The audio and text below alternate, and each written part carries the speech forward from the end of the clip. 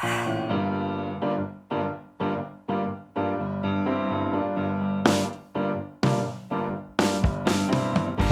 and welcome to the ROKER RAPPORT podcast in association with Sunderland Community Soup Kitchen. My name's Rich Spate and I'm joined down the line this evening by Marc Iles, the chief football writer with the Bolton News and the host of the Buff podcast, and we're going to be previewing the upcoming game at the Stadium of Light on Saturday between Sunderland AFC and Bolton Wanderers. So how are you this evening, Marc? Absolutely fantastic. All the best for speaking to you. I have to say, I had to listen to your podcast earlier. I thought it was absolutely hilarious. It's very different from most of the podcasts that I listen to from other football clubs. So well done with that. It's a really good listen. Yeah, we try and have a laugh. I mean, if you can't have a laugh at Bolton Wanderers right now, when compared to the last few years, then when can we have a laugh? Let's be honest. Well, yeah. I mean, that's where I want to start. Really, it seems from the tone of your podcast, from some of the articles I've read that you've written, that things are on the up, really, and life back in League One for Bolton and Bolton fans is looking pretty good. Yeah, definitely. I mean, that was kind of half the reason for doing the podcast, is that we found ourselves in a place where it had been doom and gloom for 2-3 years solid, and suddenly we found ourselves in this place where suddenly it was better to be covering the club. It was better to be talking about the club. We had all these kind of positive things that were going on, and yes, we kind of dropped into League Two at the time, but there was a sense with the new ownership at the club that things were just on the up, and there were good people in charge at the club again, and the manager had this kind of fresh modern outlook on football, and whilst there was so much shite going on all over the world, and we were all locked down, it was horrible. Actually, there was this thing to cling on to, and Bolton Wanderers were playing good football and winning games again. And I mean, that's one thing I wanted to touch on all the way through this recording, really, is I think there's some real clear parallels between what's been going on at Bolton over the last couple of years and what's been going on at Sunderland over the last kind of 9 months or so since we've been taken over.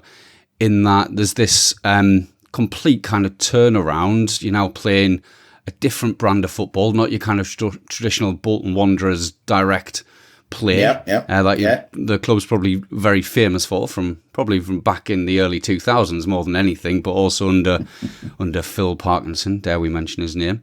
You've got Ian Evatt in charge, former Barrow manager, and he seems to play a really good brand of football, exciting. Yeah, I mean, it's chalk and cheese. I mean, I won't have a word said against Parky, by the way. I'll defend him to the hilt as far as Bolton Wanderers are concerned, but there is no question that the football was dire and it was hard to watch at times. I'm not going to disagree with you one single syllable there, but no, I mean, you're right. And Bolton, have had a direct game in the past, and this is such a departure from what we have had. It's very much Manchester City-esque. They get quite a lot of comparisons drawn. A lot of them by Ian Evatt, I might add, but a lot of comparisons drawn with City and this kind of open, expansive possession play. And it's great to watch. It really is. It's suddenly a joy to watch Bolton Wanderers again. And it was great when fans finally came back and started seeing the same thing that I'd been seeing for 12 months prior, sat on me Todd in a press box. Suddenly people are actually enjoying going to the game again. And even, dare I say it, even if they're not winning games, at least they're being entertained. And that is a big thing, I think. And the crowds are coming back, and these stay away fans that have maybe had a few years of swearing off the club and finding something different to do are suddenly thinking, I might go down and watch the game because I know I'm going to enjoy it. So there was a bit of a deal on at the weekend, wasn't there? Was it a tenner to get in for adults and a bit less for kids? And did that bring people through the doors? Oh, yeah, I think they got just over 20,000, nearly 21,000, which is very good. I think it was something like the 7th or 8th best crowd they'd had at this level of football, which they've not really played below the top 2 divisions very often, if truth be told. But it was very reasonable. Of course, Sod's Law would state that they got beat. So, if there were new fans coming through the door, then, maybe a couple of them thought, no, we'll sod this for a game of soldiers. We'll go shopping at Middlebrook instead. But no, it was a good day, and honestly, there is a better vibe, and you'll be feeling it at Sunderland too. I'm sure that when you get this kind of new ownership, and suddenly there just seems the sky's the limit. It feels like there's a momentum there, and suddenly you can forgive the sins of the past because in fairness, Sunderland have probably looked like a bad championship team trying to play League One football for a few years now. Now all of a sudden they look like a very good League One team full of players that might just get you through that door. Yeah, I mean that's a really good assessment actually, and it's a really good way of looking at it. A bad championship team playing League One football. Now we're quite confident that if we get through in the League Cup, well, recording just before the match starts, that if we get drawn against a championship club or even a bottom half of the Premier League club, we'll give them a hell of a game. The style of football we're playing right now, and it sounds a little bit like Bolton would do something similar. I was interested to get your take on the kind of the incomings and outgoings over the summer, because obviously there's been a lot of change, but you've also got some of the players who you had last season as well. So who would you say are like the main kind of marquee signings that were made before the end of August? I mean, what the thing Bolton have done is carried through the promotion winning squad. That is the majority of the team right now. So they did make a few signings. Josh Sheehan's probably the one that had catch the eyes, a Wales international, played at Newport for a good few seasons, and got League Two Team of the Year, all that sort of stuff. But he's a classy player, a very, very classy player, great to watch, and he knits in quite well in Ian Evatt's midfield. Got, a ball winner in MJ Williams backing him up, Sarcevic, who's a kind of box-to-box, more sort of bustling Kevin Nolan-esque type. And then you've got the ball winner, you've got the ball player in Sheehan. And in the last few years, probably the last decade, creative midfielders have not had a space at Bolton. To bring in Mr. Parkinson again, he signed Aaron Ostrumer at one stage at Bolton, who was a lovely little ball player, number 10, and we all looked at where's he going to go? And sure enough, he never got a game, never got a kick under Parkinson because there's just no sort of room for it. And I'd imagine Mr. McGeady's probably, in the same sort of boat at your end that, he was basically in prison under Parky and suddenly he gets let out and lo and behold, there was a decent player in there all along. So, it's one of those, isn't it? It's just horses for courses for some managers. But Sheehan's probably the man. They signed Dapo Afolayan on a free transfer from West Ham on a 3-year deal. They'd had him on loan last season. And Dapo's been on fire, to be honest. He's absolutely fantastic. Got loads of skill, loads of pace.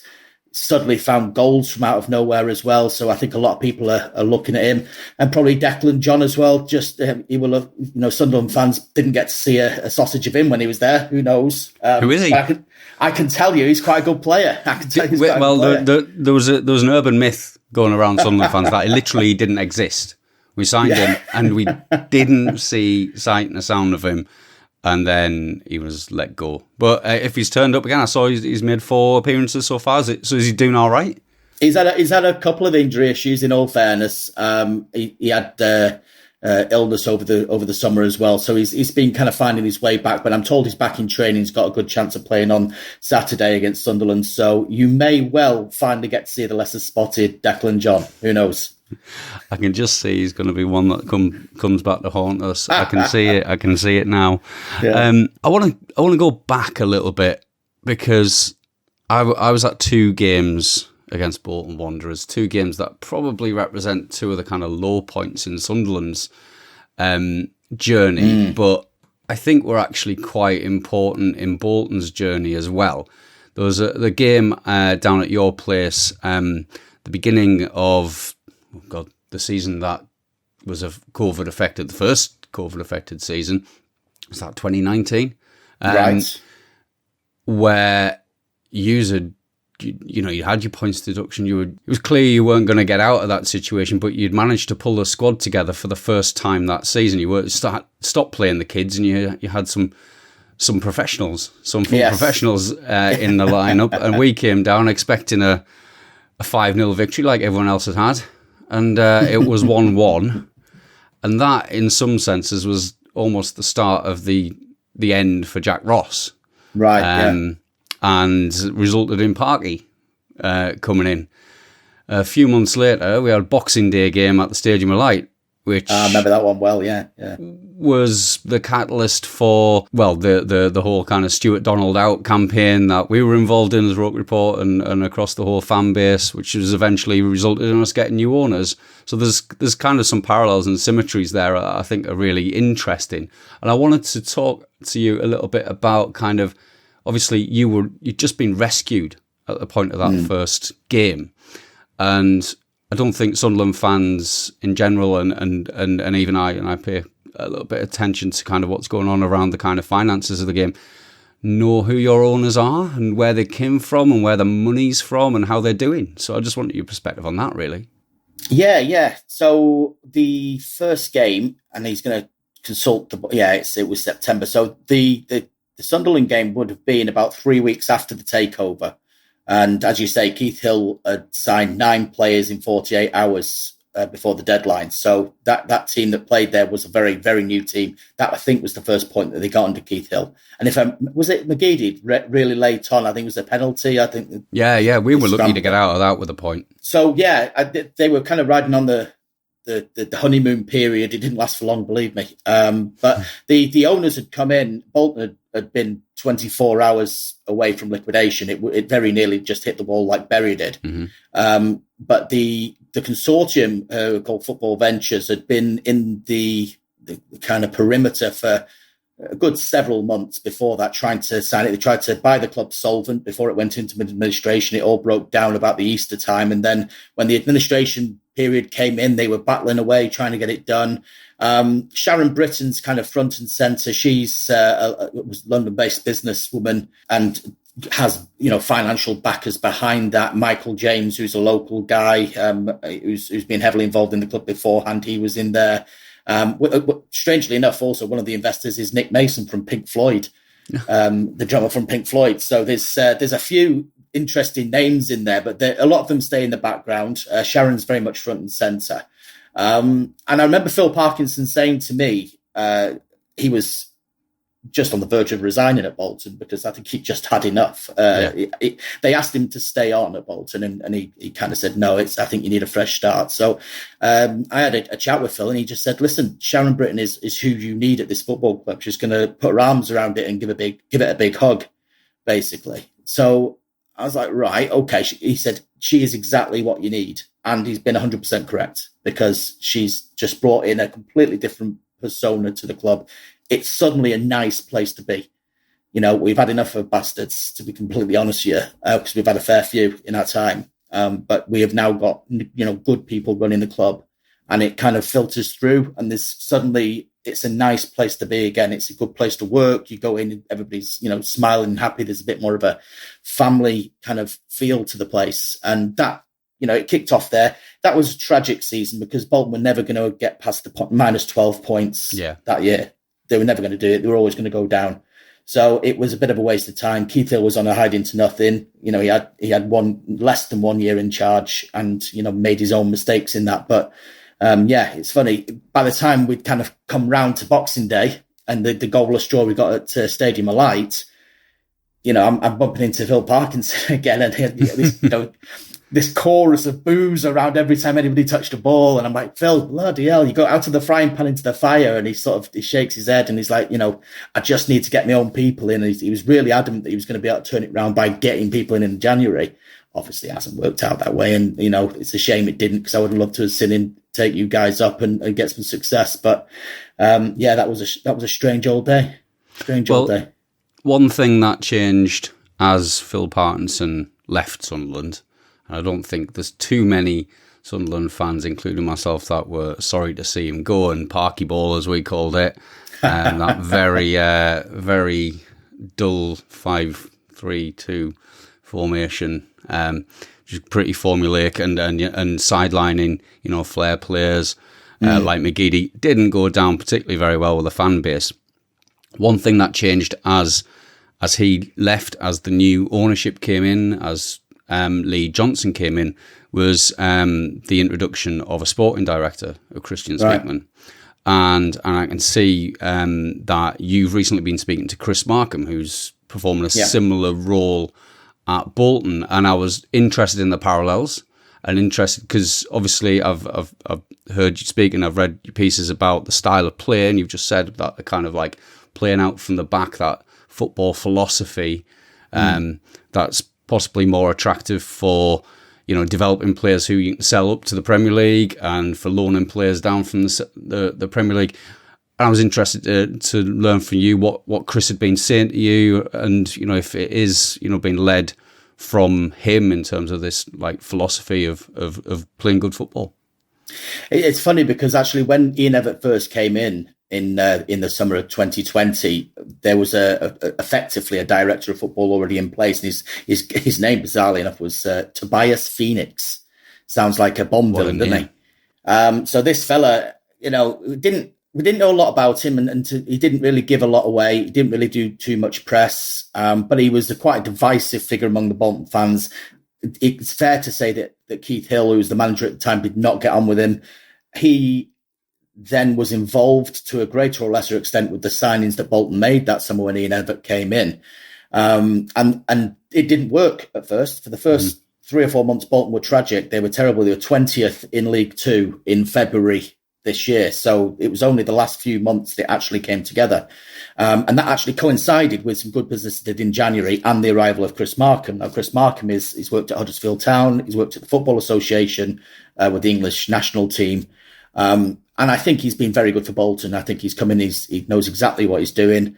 They have got this kind of data-led kind of drive where they're trying to sign players based on you know, the data they get, and that's informing their opinions. It's not making their opinions, but it's certainly giving, you know, the best possible chance of limiting you know, wasted money type of stuff.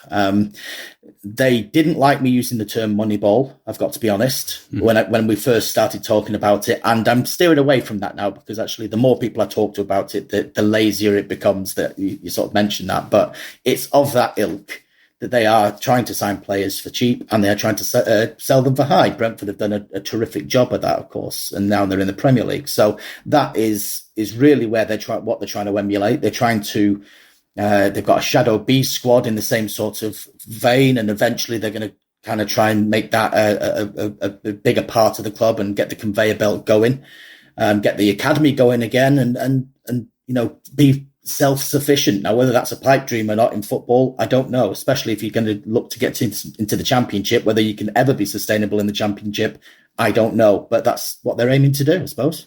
I think, again, the Sunderland fans will be listening to this and hearing the parallels between kind of the way that Bolton are going about their business, the way that Sunderland are going about their business under the new ownership, and maybe it's a thing in football that these new groups who are coming in to buy football clubs have learned you can't just kind of you can't just throw money at it. You can't just sign the pros who've been around the league for a few years. You have to be a bit smarter about it, and you have to do things in the right way and play football in the right way if you're going to get results. Now, so far the results this season for Bolton have been, I think, mixed is a really good description. It's won 3, drawn 3, lost 2, scored 14, which is quite a lot. This is up there with the best.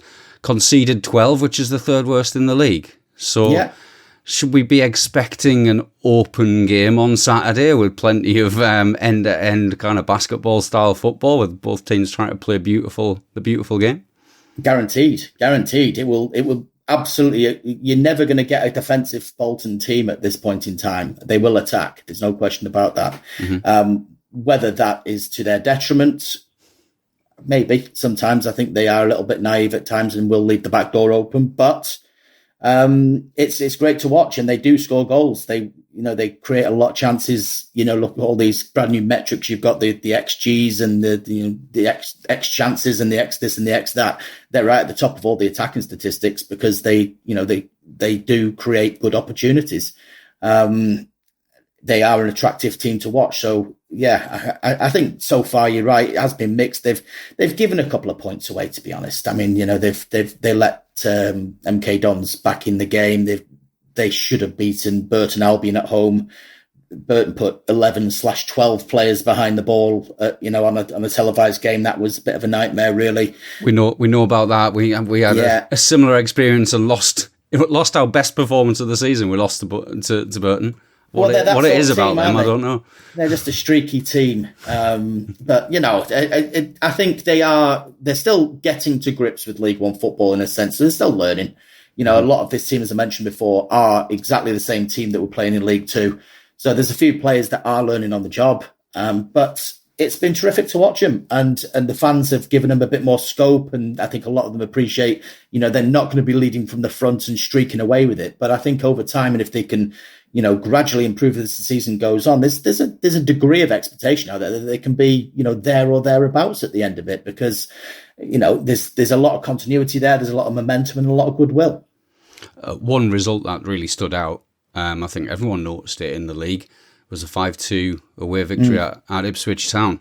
Looks on paper like a hell of a performance and a great game of football to watch. I know I heard you on your podcast talking about your 12.5-hour round trip down that A road that leads out to East Anglia. A14, the A14. Yeah. God bless it. No, the sooner they put Ipswich in the Eredivisie or whatever it is in Holland, the better.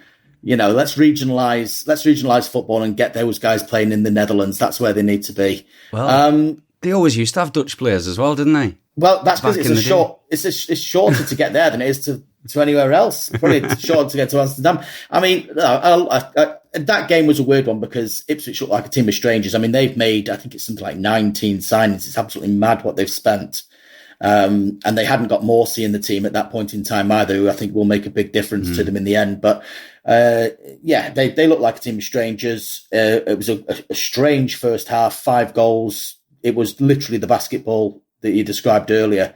And then Bolton came out second half and just put the game to bed and scored a few. And Portman Road turned into a bit of an awkward place for them all of a sudden because the fans weren't very happy. But I think that will be the blueprint for what they try and do at Sunderland, really, because, and there will be expectation at your place, I'm absolutely sure of it, to beat Bolton at home. And if they can stay in touch and then do the same sort of number maybe in the second half as they did on Ipswich, then, that would suit Bolton down to the ground. Yeah, I mean, just to talk a little bit more about that game and kind of the aftermath. You say it got a bit toxic in the ground. A couple of your players received racial abuse on social media. Was it Dapo Afolayan and Elias Kachunga? Both got racially abused on social media. That's something that's a hot topic across football. I mean, within ROKER Report, we're constantly, campaigning for on issues of equality and things like that. I just wanted to get your take on it, and also, what the club and the fan base and the media and the fanzines and things around the club have done in response, because it sounds like everyone rallied round, including Ipswich, to be fair. Yeah, no, Ipswich were probably first on the scene as far as the Afolayan stuff that had happened during the game. They released a statement whilst I was still, I don't think I'd even made Northamptonshire by the time I was up the motorway. The Kachunga stuff happened the kind of previous Tuesday on Instagram. That's been reported to the EFL and the police, and that's sort of ongoing. Afolayan was, as I say, on the Saturday. But I mean, it's horrible. It's social media, isn't it? It gives a very easy target for some of these footballers and for some of these morons to suddenly have an opinion that can hurt. The one thing I will say is that Bolton dealt with it very, very professionally, and the fans rallied round them, straight away. They were brilliant, absolutely fantastic, and you wouldn't expect anything less from them. Football in general, is good at doing that, but it's actually how do you prevent it? It's the other end, really, isn't it? Footballers should be allowed to live their lives in the same way as you and I do, and have a Twitter account and not get abused. It shouldn't really be on them to reduce their visibility online. It should be on the social media companies, for my money, to stop these people having accounts or spawning different accounts and having 7-10 different stabs at it every single time. So it's one of those. It's very difficult to police. It's very difficult to come up with an idea that suits everybody. But I think something's got to happen, because sooner or later, somebody really is going to, suffer from it, and you don't want it to go that far. Yeah, I mean, we've a lot of Sunderland fans obviously watched the documentary that Anton Ferdinand, one of our previous players, did the other year, and that I think showed the kind of the insidious nature of the impact of racism on footballs and on how it can really destroy their career. I mean, I work for a trade union, and these are people working in their workplace, and to hear that Dapo got abuse in the ground, that's absolutely unbelievable, really. But unfortunately, it is something that's reared its head again in the last few years, and the players have obviously been protesting, showing their protests in various different ways. I think it's for football fans as a community across clubs to kind of come together and say, it's not acceptable in anyone's fan base. It's not acceptable in anyone's grounds, and we need to stay vigilant about it. I think it's really important that everyone understands that message.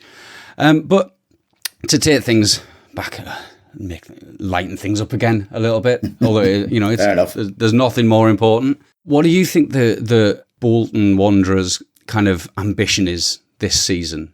Because the way you've been describing it, and the way that obviously we've seen them playing in highlights and stuff, they look like a team that could make the playoffs from our perspective, and I don't think anyone's complacent about the game on Saturday. So has the manager said, what his aim is, what his targets are, what the goals that have been set for him are?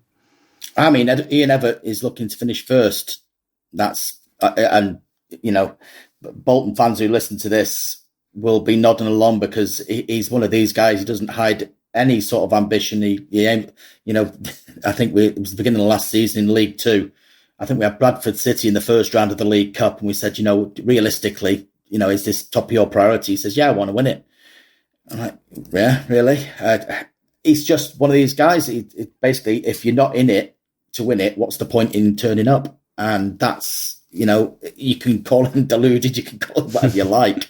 That kind of, it spills into the team, and that kind of attitude goes through them, and they all want to win, and it suddenly becomes contagious, and then it suddenly becomes an attitude that they all show. And it's been good for Bolton, is the bottom line. I personally think if they could finish top 10, that would be a lovely step forward, and then build from there. Of course, if you finish in top 10, then why can't you go for the playoffs? It's only a short hop skip. So, I think it's not beyond the realms of possibility. I still think they're probably a little bit light in the forward areas to have a proper tilt at promotion. But, there's so many teams of similar ilk at the moment in League One. I don't see anybody necessarily running away with it. I think it'll be a fairly close fought thing until Christmas. So maybe we see where we are at that point in time. Yeah, I think from our perspective, in what is our fourth season in League One, this is probably the highest quality it's been so far, and most competitive, and probably the quality of football has gone up across the board, which is really nice to see, and bodes well for English football in general. That you're getting teams playing out from the back, you're getting really good football played from top to bottom in the pyramid, and that is now becoming the English style in some ways. So finally, we always ask for a score prediction. I'm always terrible at it, although I did guess that our women would have a score draw last week, which is I'm not a betting man, but if I'd had a bet on it, I could have won a couple of quid. So we expect you'll predict a Bolton win. So what do you think the scoreline is going to be come 5 o'clock on Saturday afternoon? Well, seriously, notoriously bad at this sort of thing. So, if I predict a 5-0 for Sunderland, then, I definitely won't be right. But, I think a score draw would do me, to be completely honest with you. I've been there, God knows how many times now, and I can't remember too many bad results. I can't remember too many defeats up that way. I do remember one time, going there with Roy Keane in charge at Sunderland. and I think it was a heavy scoreline. It might have been 4-1, 4-0, 4-1, something like that. And one of the guys, one of the punters, comes up to me, must have mistaken me for a Sunderland journalist, and had a proper go in my ear. He was like, "I hope you're writing this." Blah, blah, blah. I won't say the exact words he used, but let's say he had strong opinions on whether Roy Keane should stay in a job. So I can't remember too many bad memories up there. So I'll err on the side of caution and say a draw, but I've got a sneaky suspicion that there's going to be goals in there at least. Yeah, I mean the score that keeps coming into my mind is like something like 4-2. We've got to us. Of course, but we've just not been putting away our chances, and we've all been saying to each other, it's got to come at some point, and at one point we're going to start sticking them away. So I think we're going to hear my dog barking in the background. There might That's a score prediction that you might want to count them. Absolutely, it could be a sign. Just want to thank you for your time this evening, Mark. It's been an absolute pleasure. We've got a bit of a message for Sunderland fans and for Bolton fans. There's going to be a collection at the Stadium of Light, actually at the Beacon of Light, which is the centre next door to the Stadium of Light, for the Sunderland and Durham Food Bank and the Sunderland Community Soup Kitchen, who are our partners at ROKER Report, this Saturday from 12 till 3. You can bring a bag of food down for the food bank. They are looking for some specific things, which is UHT milk, fruit juice, sponge puddings, biscuits, jams, tinned pies, tuna, suet pudding, canned chilli, tinned meats and tinned mixed veg. The food bank and the soup kitchen are amazing charities. They do fantastic work. They shouldn't have to do what they do, but they're doing what they do despite everything, and they've been doing it all the way through the pandemic. And us amongst Sunderland fans, and I'm sure it's the same amongst Bolton and other fans around the country, we all stick together and we all try to do our best for the people in our communities. So that's there. There'll be a collection there. I think there might also be little collections elsewhere as well. We'll see. Watch out for that on social media. There'll be plenty of information about exactly where to go and some more details on that coming out, I think, from the club in the next couple of days. But thanks again, Mark. It's been an absolute pleasure, and good luck for the rest of the season, if not Saturday. No problem at all. But yes, I'll see you up there, and hopefully my lucky streak continues. Cheers. Thanks a lot. Cheers. All right.